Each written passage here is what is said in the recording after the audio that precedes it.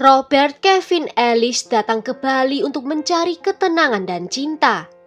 Dia menemukan keduanya, tetapi juga menemukan kematiannya, di mana dia kehilangan nyawa di tangan orang terdekatnya demi cinta terlarang dan segenggam warisan. Robert Kevin Ellis lahir pada tanggal 1 April 1954 di Inggris, namun dia menghabiskan masa kecilnya di Selandia Baru bersama 3 saudara kandungnya. Hingga di usia awal dewasa, dia pindah ke Australia dan menetap di sana selama puluhan tahun. Sifatnya yang ambisius selalu membuatnya mencari petualangan baru dalam hidupnya. Setelah berkarir di Australia, dia kemudian pindah ke Bali, Indonesia di akhir tahun 80-an. Di sana dia bertemu dengan Zulaikha Nur Aini, seorang wanita asli Indonesia yang hampir 2 dekade lebih muda darinya.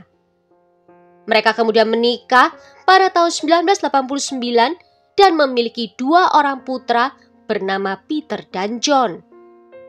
Keluarga ini tinggal di Villa Emerald di kawasan Sanur. Robert mendirikan beberapa bisnis termasuk bisnis telekomunikasi dan perusahaan diving.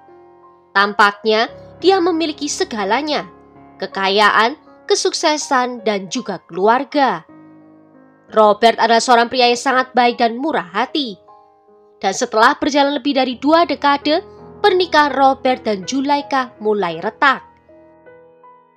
Pernikahan mereka mulai dilanda konflik seperti perbedaan prinsip dan masalah ekonomi. Robert diduga mulai menjaga jarak dengan istrinya. Ketegangan di antara mereka pun meningkat dan mereka memutuskan untuk tidur di kamar yang terpisah. Robert juga berencana mengakhiri pernikahan serta membatasi akses keuangan dari Zulaikha. Saat fajar menyingsing di tanggal 21 Oktober 2014, seorang warga sedang berjalan melewati parit di Desa Sedang di Kabupaten Badung. Dia kemudian melihat adanya sebuah bungkusan plastik dan sprei yang tergeletak di atas lumpur. Dan ketika dia membukanya, di dalam bungkusan itu terdapat sesosok tubuh tak bernyawa dari seorang pria berkulit putih yang sudah mulai membusuk. Tangan dan pergelangan kakinya diikat dan tenggorokannya dilukai dengan dalam. Polisi segera datang ke tempat kejadian dan mengkonfirmasi identitas dari korban dari dompet dan pakaian yang ikut dibuang di dalam bungkusan itu. Polisi mengatakan Robert dipukuli secara brutal dan tenggorokannya terluka dalam. Pelakunya diduga membungkus jenazah itu dengan plastik dan juga sprei sebelum mereka membawanya dengan mobil ke sawah yang berjarak 25 km dari rumah Robert. Polisi mengungkapkan leher korban dilukai sebanyak 3 kali, di mana 1 dari ketiga luka itu berakibat fatal. Sejumlah luka memar juga terlihat di sekitar kepalanya. Menurut ahli forensik, Robert diperkirakan sudah meninggal dunia selama sekitar 18 hingga 24 jam sebelum dia ditemukan. Pihak keluarga, khususnya Zulaikha, merasa terkejut dengan berita ini dan ikut membantu dalam penyelidikan awal. Zulaikha mengaku kalau dia tidak ada di rumah saat kejadian karena dia sedang pergi ke salon. Namun, dalam waktu kurang dari 48 jam, penyelidikan mulai mengarah pada Zulaikha. Dari bukti CCTV, saksi dan rekaman komunikasi mengungkapkan bahwa pembunuhan ini telah direncanakan dan dalang pembunuhannya adalah Zulaikha sendiri. Dalam rekaman CCTV di sekitar rumah korban pada malam kejadian, terlihat adanya mobil yang mencurigakan tampak datang dan pergi di sekitar pukul 10 malam. Juga terlihat saat pelaku membawa jenazah Robert ke mobil dan waktunya itu cocok dengan waktu dugaan dari pembunuhan. Sayangnya, wajah dari mereka tidak terekam dengan jelas. Kamera di jalanan Gianyar juga memperlihatkan mobil yang sama berhenti di lokasi pembuangan jenazah. Dan hal ini memperkuat pengakuan dari pelaku tentang kronologi kejadian. Tim forensik melacak adanya noda darah pada ubin dapur. Wawancara pada staf rumah tangga memperlihatkan adanya pandangan gugup dari mereka. Dan 2 orang ART di bawah tekanan akhirnya mengakui telah menghilangkan noda darah yang mereka bersihkan dengan tergesa-gesa. Juga ditemukan barang bukti berupa sarung bantal dan plastik yang cocok dengan barang-barang yang digunakan untuk membungkus jenazah. Rekaman CCTV ini membantu rekonstruksi dari kronologi kejadian. Rekaman juga menunjukkan bagaimana Zulaikha keluar dari rumah sebelum pelaku datang. Dan hal ini menguatkan dugaan bahwa pembunuhan ini telah direncanakan. Berdasarkan bukti-bukti itu, pada tanggal 23 Oktober, polisi menangkap Zulaikha di rumahnya dan menuduhnya telah merencanakan pembunuhan suaminya. Pada akhirnya, Zulaikha mengaku kalau dia telah menyewa orang untuk melakukan pembunuhan itu. Dan dia memang tidak ada di rumah saat kejadian. Dia menyuruh para pelaku untuk datang melakukan aksi saat suaminya sendirian di rumah. Dia mengaku telah mengatur semuanya itu karena didorong rasa kesal setelah mengetahui suaminya berselingkuh berkali-kali darinya. Dia kemudian menyebutkan kelima nama-nama orang yang dia sewa. Selain memberi nama, Zulaikha juga memberikan ciri-ciri dari pelaku tersebut. Dia juga memberikan informasi tentang waktu pertemuan dengan para pelaku, uang yang dibayarkan, dan lokasi tempat mereka merencanakan pembunuhan. Polisi bergerak cepat untuk menangkap para pelaku. Pelaku disebut bernama Andrianus Ngongo, Urbanus Gogi, Yohanes Kodu, Martin Ngongo, dan Adolf Frangga. Pelaku berikutnya yang tertangkap adalah Andrianus, pria asal Sumba yang diduga sebagai pelaku pembunuhan. Dia ditangkap saat akan menyeberang di pelabuhan Padangbai. Petugas langsung membawanya ke Polda Bali dan melakukan pemeriksaan. Dia pun mengaku kalau dia tidak melakukan aksi itu seorang diri, melainkan bersama dengan keempat rekannya. Dia juga mengaku kalau melakukan pembunuhan itu karena disuruh dan dibayar oleh Zulaikha. 2 orang pelaku ditangkap aparat di Nusa Tenggara Timur. Pelaku bernama Urbanus dan Yohanes berhasil diamankan setelah dilakukan pengejaran selama 5 hari. Keduanya dilumpuhkan dengan menembak kakinya karena mereka melawan. Dan para pelaku diketahui membawa panah beracun dengan maksud untuk melawan polisi. Segera setelah ditangkap, keduanya dibawa kembali ke Bali. Polisi masih memburu 2 pelaku lainnya yang masih kabur, yaitu Martin dan Adolf. Dan mereka menghadapi kesulitan untuk menangkap keduanya karena medan yang berat dan tidak mendukung. Pada akhirnya kedua pelaku yang terakhir juga tertangkap. Pada saat ditangkap, mereka melawan balik sehingga polisi harus melepaskan tembakan lagi. Adolf ditangkap di Sumba Barat, sedangkan Martin ditangkap di Sumbawa Timur. Martin yang berperan sebagai negosiator dan dia yang menetapkan harga 150 juta rupiah. Sehingga dia mendapatkan bayaran tertinggi dari harga yang disepakati, yaitu 80 juta rupiah. Martin juga yang mengatur strategi dan merekrut orang. Sementara itu, Adolf yang telah ditangkap sebelumnya juga berperan saat eksekusi dengan memegang kaki korban. Martin dan Adolf tetap melakukan komunikasi jarak jauh walaupun mereka berbeda tempat. 2 orang ART juga ikut ditangkap dan diperiksa, yaitu Marlina dan Yuliana. Keduanya mengaku mengetahui kejadian atau adanya aktivitas yang mencurigakan dalam rumah sebelum dan sesudah pembunuhan. di mana mereka melihat pelaku masuk dalam rumah saat Zulaikha pergi dan mendengar ada suara-suara yang aneh. Namun mereka tidak langsung melapor pada polisi, dan hal ini yang membuat mereka ikut ditahan untuk pemeriksaan lebih lanjut.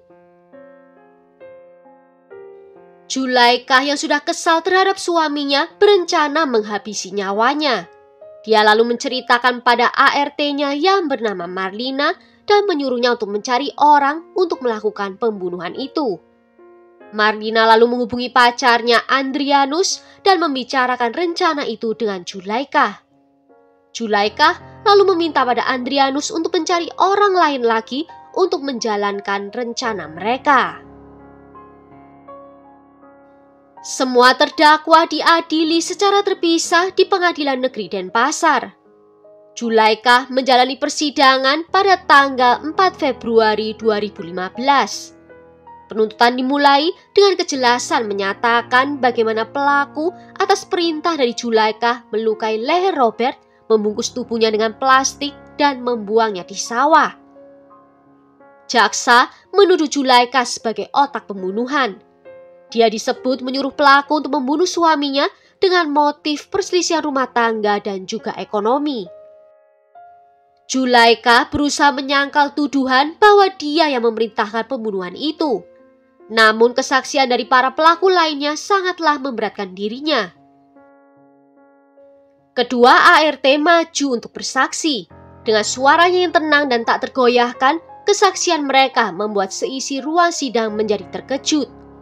Mereka bersaksi tentang perintah dari Zulaikha dan pelaku utama untuk menenangkan anjing penjaga dan membersihkan noda darah di dalam rumah.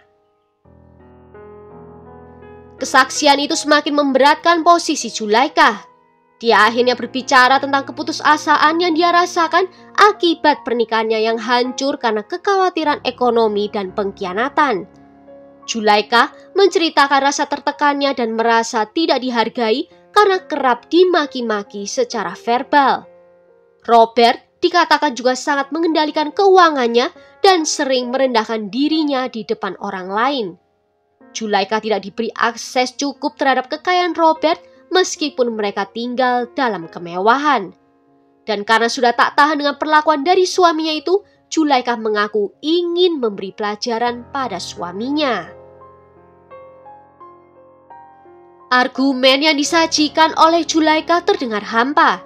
Klaimnya ini tidak pernah terbukti secara hukum bahwa Robert melakukan KDRT padanya. Tidak ada bukti tertulis, rekaman, atau saksi mata. Bahkan dalam keterangan dari ART yang diperiksa, tidak ada kesaksian yang menyebutkan bahwa Robert pernah kasar pada istrinya. Dan keluarga Robert membantah semua yang dikatakan oleh Zulaikha. Keluarga menyatakan kalau Zulaikha memiliki beberapa kartu kredit dan dia dapat menggunakan sebebasnya. Hal ini tentu saja sangat bertolak belakang dengan pengakuan dari Zulaikha. Ahli forensik mengkonfirmasi bahwa darah yang ditemukan di ubin dapur rumah dan di bagasi mobil cocok dengan DNA Robert. Bukti kuat berupa CCTV, hasil forensik dan rekonstruksi dari TKP juga dihadirkan di pengadilan. Dan dari rekonstruksi TKP menunjukkan kronologi pembunuhan yang terlihat dilakukan dengan sangat terencana. Para pelaku saling menyalahkan satu sama lain awalnya. Tetapi akhirnya semua versi cerita menyatu dan mengarah pada peran dominan dari Zulaikha. Zulaikha terlihat beberapa kali menangis histeris di ruang sidang, terutama saat mendengarkan kronologi pembunuhan yang disampaikan oleh terdakwa lainnya. Namun dia tetap membantah telah merencanakan pembunuhan dan menyebut dirinya hanya bercerita pada ART-nya mengenai masalah rumah tangga, bukanlah menyuruhnya untuk membunuh suaminya. Hakim menilai bahwa bantahan dari Zulaikha tidak logis dan tidak konsisten, apalagi dengan adanya bukti komunikasi serta kesaksian kompak dari pelaku lainnya. Setelah berhari-hari jalannya persidangan, hakim menjatuhkan vonis atas tuduhan pembunuhan berencana dan tuduhan konspirasi pembunuhan.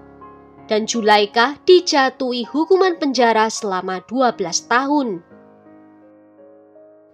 Hukuman ini lebih ringan dibandingkan tuntutan jaksa, yaitu selama 15 tahun penjara.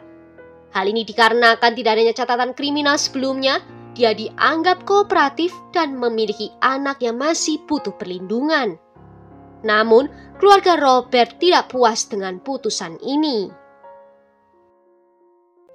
Martin dan Adolf divonis 15 tahun penjara. Vonis majelis hakim lebih ringan daripada tuntutan jaksa, yaitu 16 tahun. Selain itu, sisa uang dari pembayaran sebanyak 20 juta rupiah disita oleh negara. Adolf sempat keberatan atas vonis hakim karena hukumannya lebih berat dibandingkan Zulaikha. Kemudian, ketua majelis menasihati terdakwa bahwa perbuatannya itu seharusnya mendapatkan hukuman mati. Namun hakim sudah berbaik hati memberikan keringanan hukuman. Sedangkan untuk ketiga terdakwa lainnya, Andrianus, Urbanus, dan Yohanes masing-masing diberikan vonis 12 tahun penjara. Dan untuk kedua ART, Mardina dan Yuliana dihukum 7 tahun penjara. Hingga vonis dibacakan, Zulaikha tidak pernah secara terbuka menyatakan penyesalan atau meminta maaf kepada kedua putranya.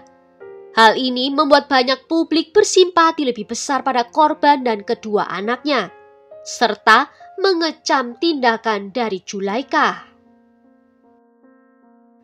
John dan Peter, kedua putra dari Robert dan Zulaikha yang saat kejadian masih remaja, mengalami trauma berat akibat tragedi ini.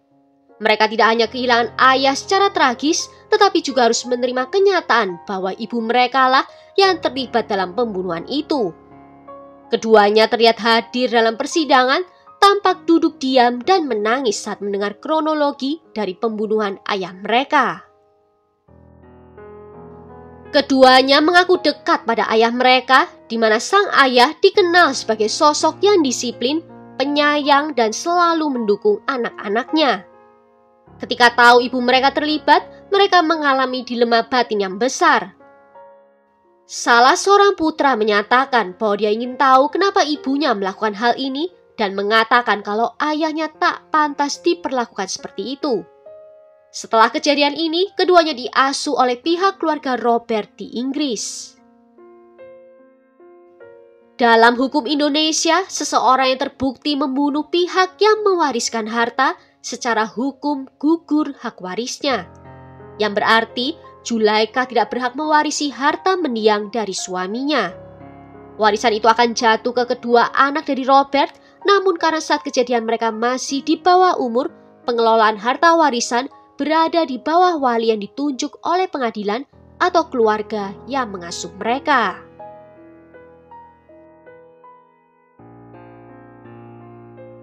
Well, sampai di sini dulu kisahnya. Tulis ya pendapat kalian tentang kasus ini di kolom komentar.